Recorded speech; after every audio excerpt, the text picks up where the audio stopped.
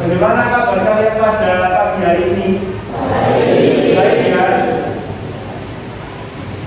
Sebelum kita nanti memulai kegiatan pembelajaran pada pagi hari ini, Ketua kelasnya silakan dibimbing berdoa terlebih dahulu. Sebelum kita mulai kegiatan pembelajaran, mari kita berdoa dan kita masing-masing berdoa terus. Doa sebentar.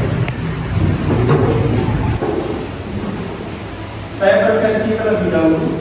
Brilian Iklan Martika, Ali Naila, Raka Malaya, Seri Nadia, Reva Amelia, Eka Valencia, Asul Naura, Natasha Aulia, Mutiara Kita, Seri Nadia Putri, Naisla Ayu, Noval Dio, Teguh Raslowo, Taufan Ferdiansyah. Hari ini berarti masuk semua ya, sejumlah 36 siswa ya. Anak-anak, pada pertemuan sebelumnya kita sudah membahas terkait dengan materi Bhinneka Tunggal Ika. Nah sekarang Pak Gunawan tanya dulu, kedudukan Bhinneka Tunggal Ika dalam negara Republik Indonesia itu sebagai apa? Barangkali ada yang mau menyampaikan pendapatnya, silakan angkat tangan. Oke, saya silakan dijawab. Kedudukan Bhinneka Tunggal Ika dalam negara Indonesia adalah sebagai semboyan bangsa Indonesia. Nah, betul sekali. Beri tepuk tangannya. Jadi kedudukan Bhinneka Tunggal Ika dalam negara Republik Indonesia itu sebagai semboyan negara. Ada di pasal berapa bahwa Bhinneka Tunggal Ika itu dikatakan sebagai semboyan negara? Pasal berapa? Pasal 36A dalam Undang-Undang Dasar Negara Republik Indonesia tahun 1945. Beri tepuk tangan yang lumayan. Nah, berarti kalian sudah memahami ya kedudukan, fungsi, dan di aturan manakah semboyan negara kita itu dijelaskan. Nah, itu sudah kalian dapatkan materinya pada pertemuan sebelumnya. Nah, pada pertemuan hari ini kita akan membahas terkait dengan materi baru yang masih ada keterkaitan atau hubungan dengan materi pada pertemuan sebelumnya, yaitu mengelola kebinekaan sebagai modal sosial dalam pembangunan nasional. Ini materinya masih ada keterkaitan dengan materi sebelumnya. Nah, lalu tujuan pembelajaran pada pertemuan hari ini itu apa? Nah, ini tujuan pembelajarannya. Salah satunya adalah untuk mengetahui dan mengidentifikasi keberagaman suku dalam bingkai Bhinneka Tunggal Ika. Nah, di pertemuan sebelumnya kita sudah belajar sejarahnya. Sekarang kita belajar terkait dengan apa makna keberagaman dalam bingkai Bhinneka Tunggal Ika. Hari ini kalian sudah siap ya untuk belajar bersama di kelas ini? Siap ya? Anak-anak, agar Bapak mengetahui kemampuan awal kalian sebelum kita masuk pada inti pembelajaran pada pagi hari ini. Di sini ada 5 pertanyaan yang nantinya bisa kalian jawab secara individu untuk mengetahui pemahaman terkait dengan materi Bhinneka Tunggal Ika. Nah, ini diisi secara individu pada lembar folio bergaris ini. Kemudian nanti diberikan identitas nama, kelas, dan juga nomor absen agar memudahkan saya untuk mengidentifikasi pemahaman kalian terkait materi yang akan kalian pelajari pada hari ini. Paham ya? Bisa dimengerti? Bisa. Sebelumnya ada pertanyaan apa tidak terkait dengan tugas pertama pada hari ini? Iya. Saya bagikan kertasnya terlebih dahulu.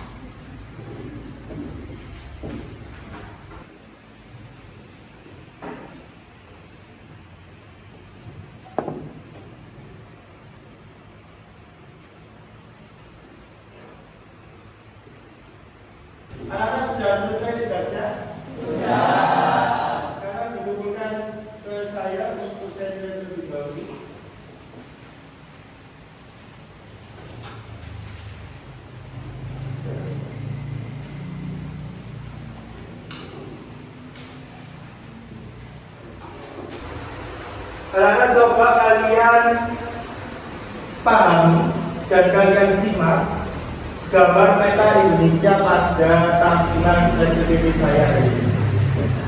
Di sini diilustrasikan bahwa keberagaman di Nusantara itu keberagamannya sangat banyak. Hal ini dibuktikan karena negara Indonesia itu disebut sebagai negara yang beragam, sehingga kita mempunyai beraneka macam ragam, baik itu ragam agama, baik itu suku bangsa, ras, adat istiadat, golongan, maupun sosial dan budaya. Kalian setuju tidak kalau Indonesia itu dikatakan sebagai negara yang beragam? Setuju ya. Salah satu keberagaman yang nampak dan sering kita jumpai adalah keberagaman di bidang agama. Pak Gunawan punya ilustrasi di 3 warna spidol ini. Ini ada warna spidol warna apa ini? Biru. Ini warna merah dan ini warna hitam. Ini artinya beragam atau seragam? Beragam ya.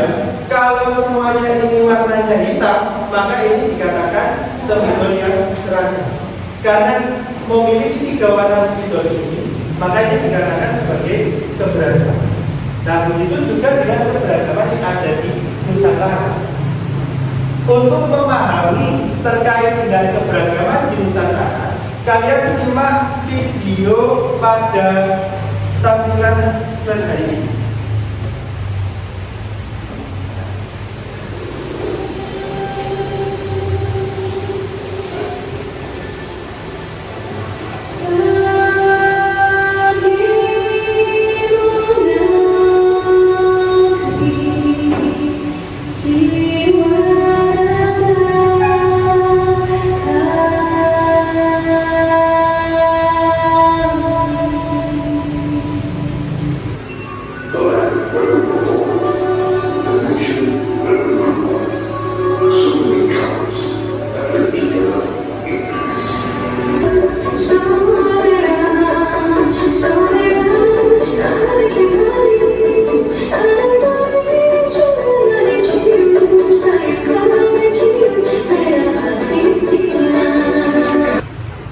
Anak-anak, setelah kalian melihat video Wonderland 1 tadi itu, bisakah kalian membedakan apa bedanya dari ras dan suku bangsa? Yang bisa silakan kalian angkat. Saya, Pak. Ya, Alin silakan. Jadi ras itu sekelompok orang yang memiliki ciri-ciri bawaan yang sama. Sedangkan suku itu golongan orang yang memiliki adat istiadat yang sama juga. Dan ras itu dibuat sebagai suku. Nah, betul. Tepuk tangan untuk Alin. Jadi kesimpulannya, perbedaannya ras dan suku bangsa itu lebih luasan suku bangsa dibandingkan dengan ras. Gitu. Kalau ras itu pembedanya berdasarkan satu ciri fisik yang sama, seperti ras mongoloid, kaukasoid, negroid. Yang masuk dalam ras itu hanya ciri fisik berdasarkan klasifikasi ras tersebut. Tapi kalau suku bangsa itu luas cakupannya. Contohnya misalkan suku Asmat itu tidak hanya dihuni sama satu ras saja, karena dia memiliki satu golongan yang sama dengan wilayah tersebut, itu disebut dengan suku bangsa. Itu ya kesimpulannya terkait perbedaan suku bangsa dan juga ras. Anak-anak, setelah kalian memahami terkait materi yang sudah disajikan dalam PowerPoint kali ini, kalian bisa mengidentifikasi, kalian bisa menjelaskan sesuai dengan kesepakatan kelompok yang akan dibentuk nanti. Jadi kelompok yang dibentuk nanti jumlahnya ada 5 kelompok. 5 kelompok itu nanti bebas memilih produknya, bisa produk poster atau magnetic. Poster atau magnetic itu disesuaikan dengan tema yang kita pelajari pada pagi hari ini, yaitu kebinekaan sebagai modal sosial dalam masyarakat maju. Jadi nanti kalian membentuk kelompok terlebih dahulu, kemudian kalian sepakati terkait dengan produk apa yang ingin kalian jelaskan kepada teman-teman. Ada pertanyaan sebelumnya? Sudah ya? Silakan kalian membentuk kelompok.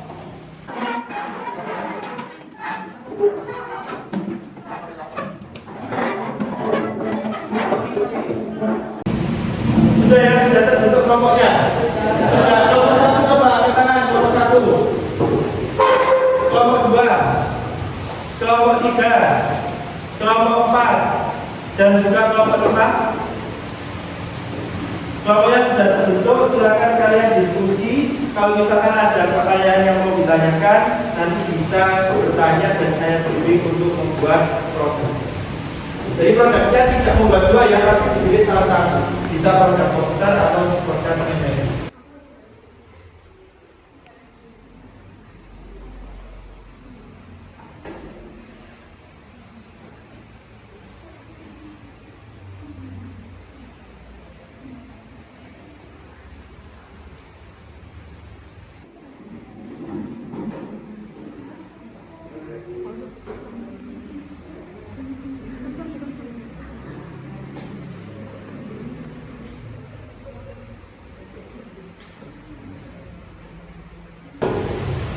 Tugasnya sudah diselesaikan?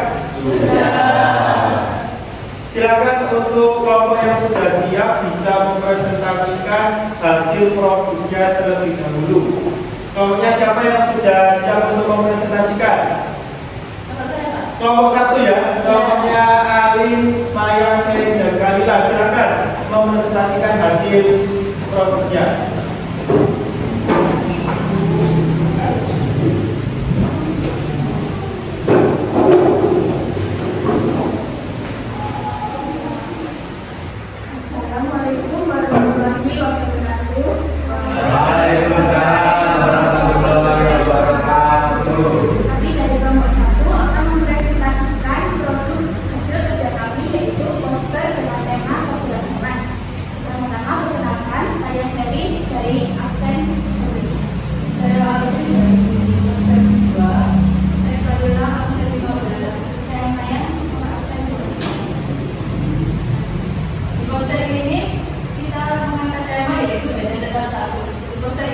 Menunjukkan banyaknya perbedaan yang ada di Indonesia seperti yang ditunjukkan di gambar ini.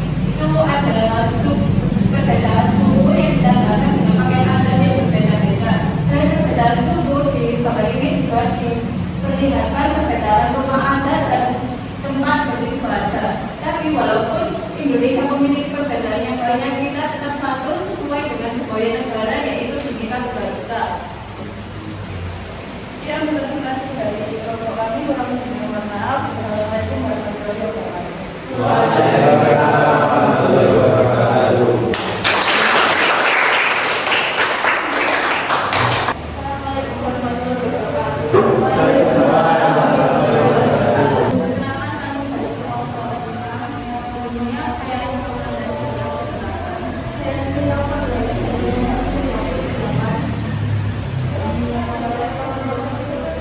saya disini absen di program.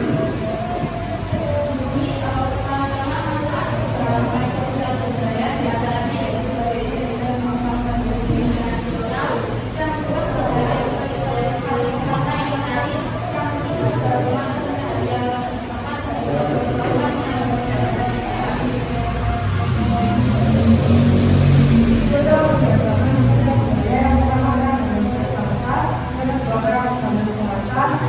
melakukan yang keempat pakaian tradisional, yang kelima senjata tradisional, yang keenam makanan khas, ketujuh acara adat, dan bakat kesenian, kesembilan keragaman agama.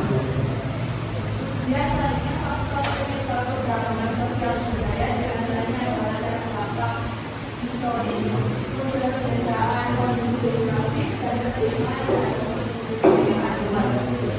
Sekian presentasi dari kami. Wassalamualaikum warahmatullahi wabarakatuh. Waalaikumsalam warahmatullahi wabarakatuh.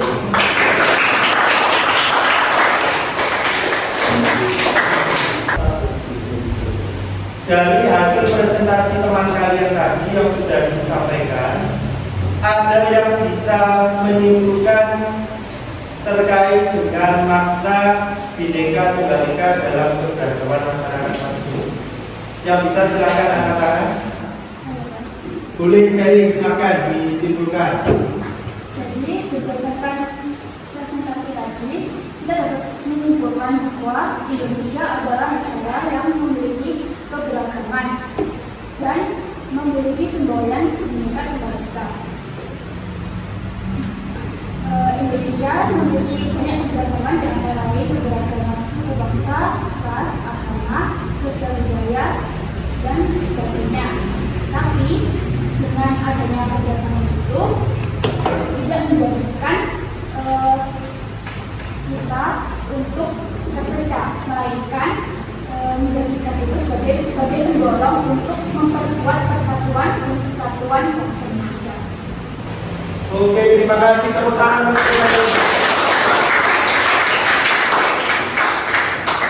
Jadi kesimpulan yang disampaikan Sherin atas hasil presentasi dua teman kalian tadi itu memang benar, keberagaman itu ada di dalam negara kita.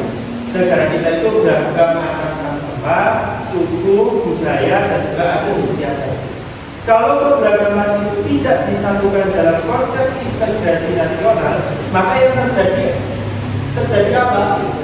Terjadi perpecahan, dan dia akan mengakibatkan suatu konflik. Nah, seperti spidol 3 warna ini, kalau spidol ini kita gabungkan seperti ini, membentuk satu kesatuan yang utuh atau kebulatan tunggal, maka konsep Bhinneka Tunggal Ika itu bisa kita aplikasikan dalam kehidupan sehari-hari. Jadi Bhinneka Tunggal Ika itu sebagai fondasi kita dalam memahami keberagaman yang ada. Kalau fondasinya itu patah satu, maka dia akan mengakibatkan suatu perpecahan. Nah, perpecahan itu tidak dikehendaki dalam sila Pancasila, sila keberapa? Sila ketiga. Ini apa? Persatuan Indonesia. Materi pembelajaran yang akan kalian dapatkan pada pertemuan selanjutnya berkaitan dengan materi ekonomi Pancasila dan juga perilaku protokol. Nah, itu nanti silakan dipelajari pada buku siswa kalian halaman 89. Jangan lupa untuk tetap semangat belajar dan juga berlatih. Nah, karena kesuksesan itu datangnya dari kalian sendiri. Nah, keberhasilan itu datangnya dari proses kebiasaan atau habituasi yang kalian lakukan dalam pembelajaran di sekolah maupun di rumah.